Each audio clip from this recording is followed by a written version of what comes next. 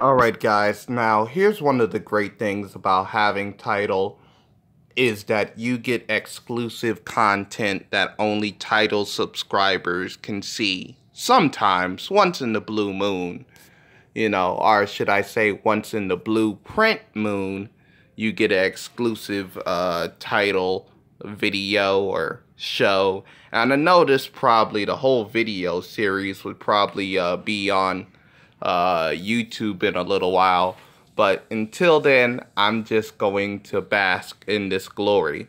So, we have Legacy. You get the song Smile and the song Mercy Me. Now, let's start with the first one. Now, the longest and least musical out of this whole video trilogy has to be Legacy, which you would think it would be all ritzy and talking about how he's leaving items for his children and assets, but no, it stars in a prison. Now, the prison setting starts with an inmate talking to a warden, who we have a female ginger warden talking to a prisoner who is the main antagonist, and how he is getting terrorized about what's the plans and what's this organization he's in that will later on help him towards freedom. So here's a little snippet of her and her bitchiness.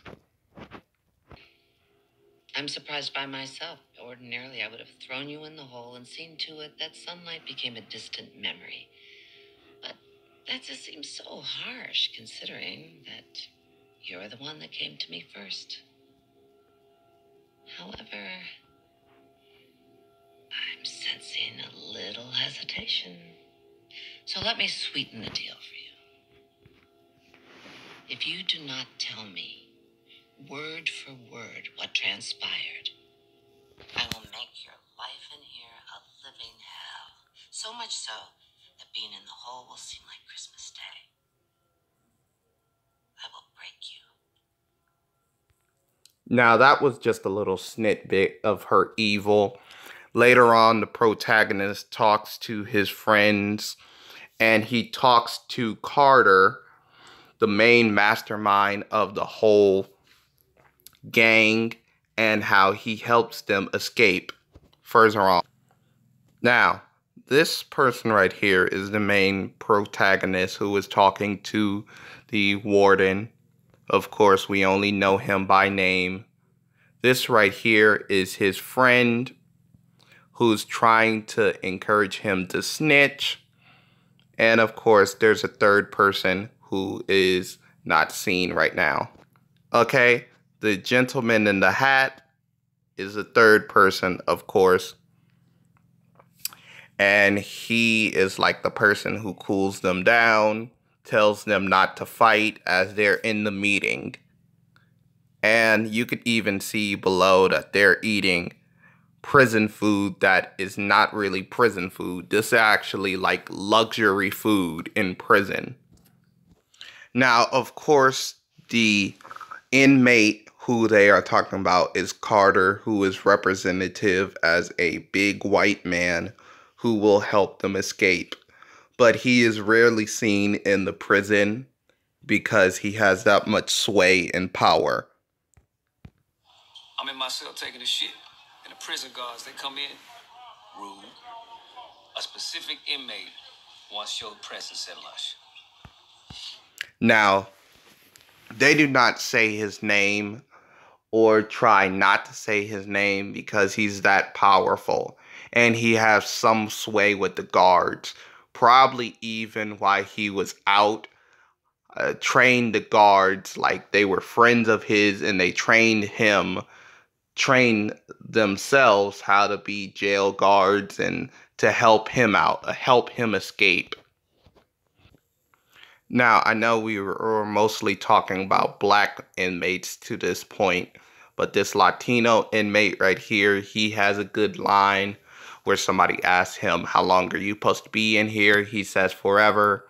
This white inmate, he tells the story of his friend, how he betrayed him and how he was about to break into his house, and he alludes that he kills him after he finds out that he was going to break into his house.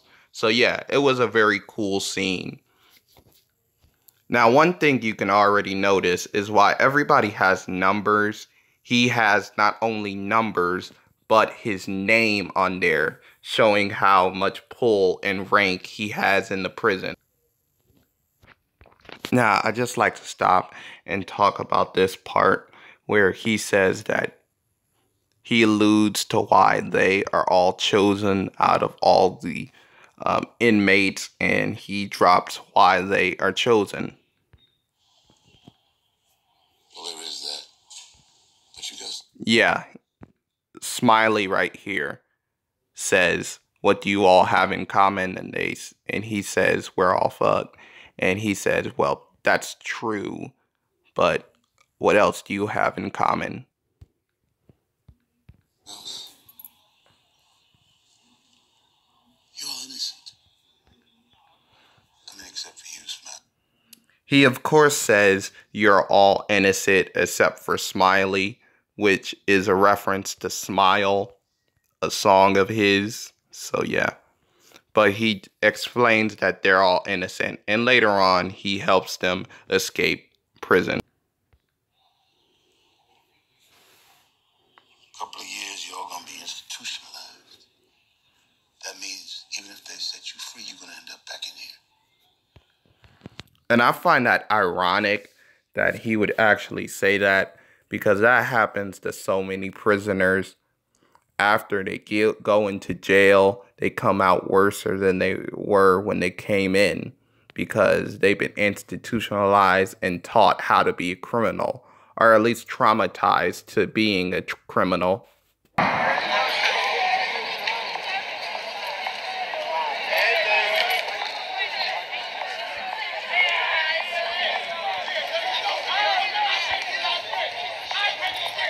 This is Jay-Z's mother, and as you can tell by her huge afro, it's the 1970s, and of course she's carrying groceries across Brooklyn. Seems like to be portrayed as a nicer neighborhood. And this is a younger Jay-Z listening to Stevie Wonder's song "Love in Need of Love," which was around the years that he actually was growing up. So yeah.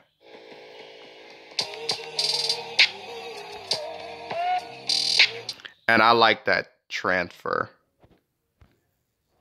Now this young lady right here is Jay-Z's mother love interest, you know.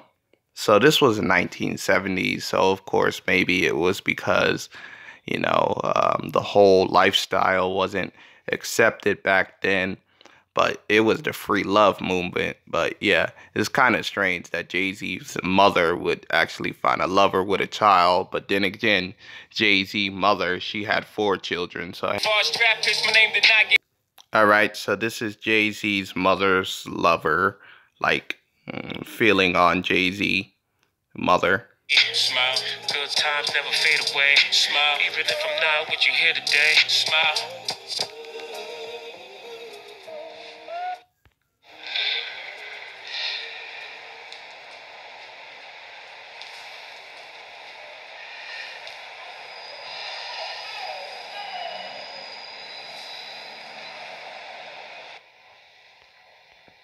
Wow, that must have been a very intimate moment for Jay-Z mother, stuff like that. And even in the video later on, you see them kissing and whatever. Rip your shit off title just to spite you. What did I do? To try to free you. Niggas will love you but hate you because they can't be you. Dump them all in the box. So yeah, they were just, the whole love scenes are very tame and sweet, if you ask me. And then you have these 2 lovely ladies sitting together at a park while their children play. There's little Jay-Z and whatever, And then you see a little Latina couple, yeah, Just she sees them on the train, you know. Now this is a very sad part. Jay-Z mother is awakened to Jay-Z father starting the car up and leaving them, probably because he's frustrated that he couldn't get a job and support his family, and you know, just sad.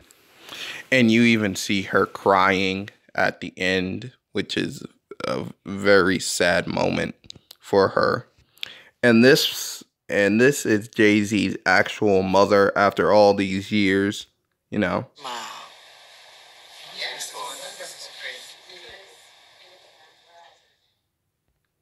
And I guess that she was actually at like a, you can even see it in the background. She was at a women's meeting, probably a black woman's meeting, talking about her issues. And finally, we get to the last video, Marcy Me, where a police chase is happening. The ratchet and the vixen was a vixen and Jimmy. And you can see these two running from the police. You know what? That kind of reminded me of a Tupac track. You know, Tupac was the enemy of Jay-Z. Yeah, running from the police. Of course, it did feature Biggie. So, yeah, that's something there. Mr. J was alive. I was mixing. And you can even see a woman gives them a high five. I like that little part. And there's a little part where you actually see a woman like moon the like video people watching. Not what we may be, so maybe I'm the one. Yeah. I thought that part was also funny too. All right. So here's this young man right here. I believe this is Jay-Z. He's definitely wearing a Dodgers, you know, stuff like that. And this little boy is given like $100 or so to actually go to the store and get the adults some items. I just like to say all alone, except this is the Marcy project, so I'm not shocked that he's all alone, but he's running throughout the city all alone, and the boy looks no older than 9. I wonder, the cops see him and nobody's gonna like call the other cops to say like, why is there a boy alone in the middle of the night? Streets is my arteries. And you can even see him like running into a store, you know, just bros just hanging out, you know, stuff like that. Can somebody please explain to me why they don't have like a huge like square container where you can open everything up at one time? Me being from the South, I always wonder why New York has like one of those like one size cut and the other size cut too. Like, is that a stylistic thing or whatever? I mean, I don't know. And we can see a little bit of Raisin Bran right here. Raisin Bran cereal, nice. And Oreos, vanilla Oreos right there.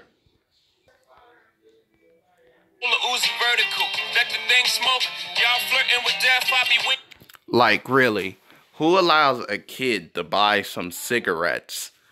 Oh, wow. Like, he didn't check ID. Why would you even need to check ID? The kid looks no older than 9, and yet he gives him the cigarettes. Like, this is what they used to do back in the day. And I see he has the bulletproof windows, so hey. And why does this chopper why does this helicopter keep on following the boy? Is it to make sure that he has a safe trip home? Like, seems a little stupid. Okay, now I'm confused. When is this taking place? Because I know in the 1980s or 70s they didn't have like phones like that. So I was thinking this was maybe the 1970s and it's talking about one of the memories that Jay-Z had. But in the 1970s, they didn't have phones. So now I'm just questioning myself. And I have to ask, why? I mean, maybe they are checking it because they're on top of a whole huge building. But this seems a little bit like harassment, but hey. Before this froze, one of them asked, do any of you have like warrants and stuff like that? But yeah, now it freaking froze for some reason. But yeah, that's pretty much it. This is the whole video. Please like, subscribe, share the channel, and that's all I have to say. You know, stuff like that. Peace out, guys.